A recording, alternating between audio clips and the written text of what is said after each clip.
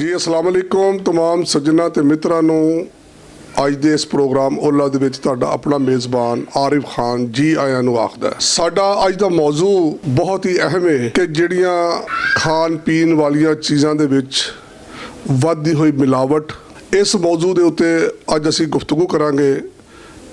ਸਾਡੇ ਸਟੂਡੀਓ ਦੇ ਵਿੱਚ ਸਾਡੇ ਮਹਿਮਾਨਾਨ ਤਸ਼ਰੀਫ ਫਰਮਾ ਨੇ, ਮਾਰੂਫ ਸਾਡੀ ਐਂਕਰ ਨੇ मैडम अलीज़ा खान साहिबा और साढ़े नाल बैठे हुए जनाब सदीक शाहीन भट्टी साहब सीनियर कानूनदान ने।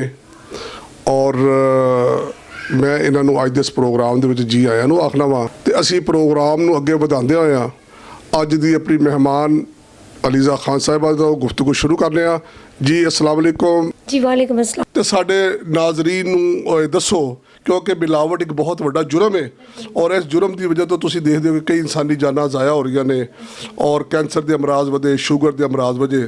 तो मैं तो चाहांगा कि तुसीं अज दे इस साडे प्रोग्राम दे विच अपना तजर्बा और अपने जिहड़े ख्यालात का इजहार करने वास्ते गुफ्तगू का सिलसिला शुरू।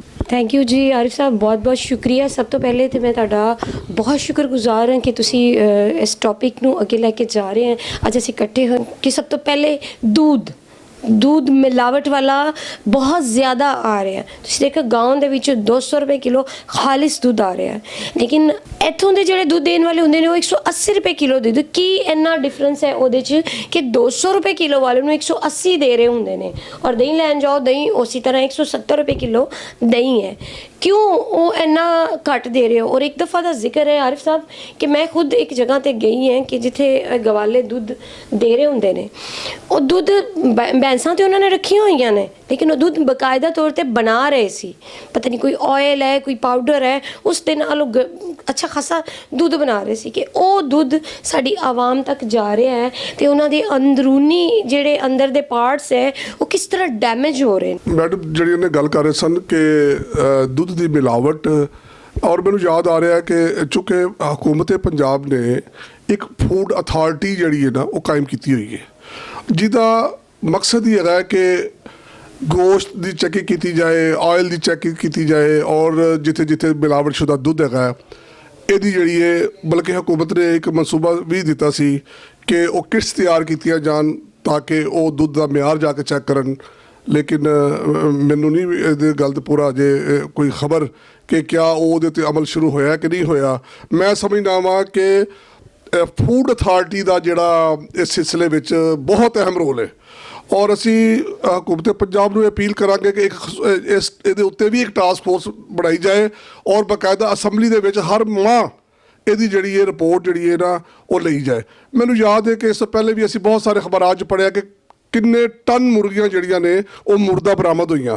असी ये पुछना चाहांगे कि जनाब वो जिहड़ियां मुर्गियां मुर्दा बरामद होईयां किन्ने मुकदमात उत्ते दर्ज होए, उन्होंने चालान इस वेले कित्थे ने और कितने मुजरमां नूं जिहड़ी है उस मद विच सज़ा हुई है। सज़ा की गल हुई तो साडे नाल चुके माहिर कानून मौजूद ने सदीक शाहीन भट्टी साहब।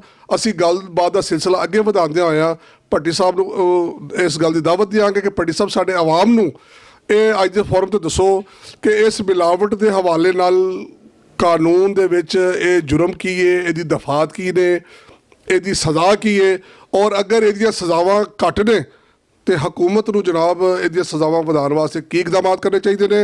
अस्सलाम वालेकुम जनाब भट्टी साहब। वालेकुम अस्सलाम। और अज का चूँकि मौजू साडा गुफ्तगू मिलावट है कि खान पीन वाली अशिया ਦੇ ਵਿੱਚ ਜਿਹੜੀ ਮਿਲਾਵਟ ਹੈ ਇਹਦੇ ਵਿੱਚ ਕਾਨੂੰਨ ਜਿਹੜਾ ਹੈ ਉਹ की दफात लगांदा है और इसकी की सज़ा मुकर्रर है और दसो कि क्या ये सज़ावां जिहड़ियां ने थोड़ियां ने, सज़ावां वधनी चाहिए ने। बहुत शुक्रिया। गुफ्तगू का आगाज़ सर तो कर रहे जी भट्टी साहब। जी बिस्मिल्लाहिर्रहमानिर्रहीम। मैं सबसे पहले तो जनाब प्रोग्राम ओला के मेज़बान जनाब आरिफ खान साहब का बेहद मशकूर हूँ जिन्होंने आज मुझे मौका दिया लब कुशाई का है। जैसे कि अभी अलीज़ा खान साहबा ने बताया कि फ़ूड की जो आइटम है कि चूँकि असल दूध तो मिलता ही नहीं है यहाँ पे, लेकिन उसके लिए गवर्नमेंट ऑफ पाकिस्तान ने पंजाब फूड अथॉरिटी जो है वो एक तश्कील दे दी। 2011 में ये फूड अथॉरिटी एक्ट जो है वो मतलब बना दिया गया। उसमें इसकी जो क्वालिटी है उसको चेक करने के लिए टीमें बना दी गई। और दूसरी साइड पे अगर सज़ा की तरफ चले जाएं तो वो भी जो सेक्शन इसमें 23 है, उसका फूड अथॉरिटी का सेक्शन 23 है, वो ये बताता है कि अगर कोई बंदा मतलब किसी दूसरा चीज़ के अंदर वो सब स्टैंडर्ड बनाता है या उसमें मतलब ऐसी चीज़ें मिलावट कर देता है, ख़राब बना देता है, तो उसके लिए क्या 1 महीने की सज़ा और ज़्यादा से ज़्यादा उसकी छीमा है। इसमें 1 लाख रुपया जो है ना वो जुर्माना है।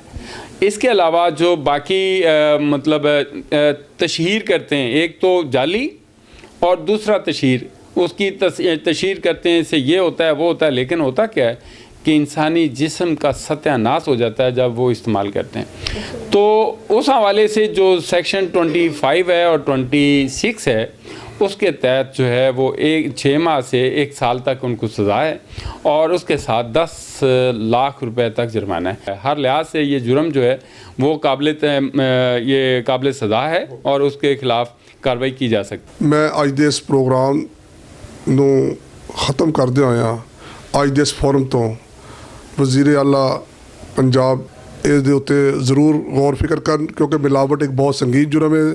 ਸਾਡੇ ਨਬੀ ਸੱਲੱਲਾਹੁ ਦਾ ਫਰਮਾਨ ਹੈ ਕਿ ਜਿਸ ਨੇ ਮਿਲਾਵਟ ਕੀਤੀ ਹੈ ਉਹ ਸਾਡੇ ਚੋਂ ਨਹੀਂ ਹੈਗਾ। ਤੇ ਇਹਦੇ ਨਾਲ ਹੀ ਆਪਣੇ ਪ੍ਰੋਗਰਾਮ ਨੂੰ ਇਖਤਤਾਮ ਦੇ ਉੱਤੇ ਕਰਦੇ ਹੋਇਆ ਅੱਲਾ ਹਾਫਿਜ਼, ਇਨਸ਼ਾਅੱਲਾ ਜਿੰਦੇ ਰਹੇ ਤੇ ਫਿਰ ਅਗਲੇ ਪ੍ਰੋਗਰਾਮ ਸਭ ਦੋਸਤਾਂ ਨਾਲ ਮੁਲਾਕਾਤ ਹੋਏਗੀ।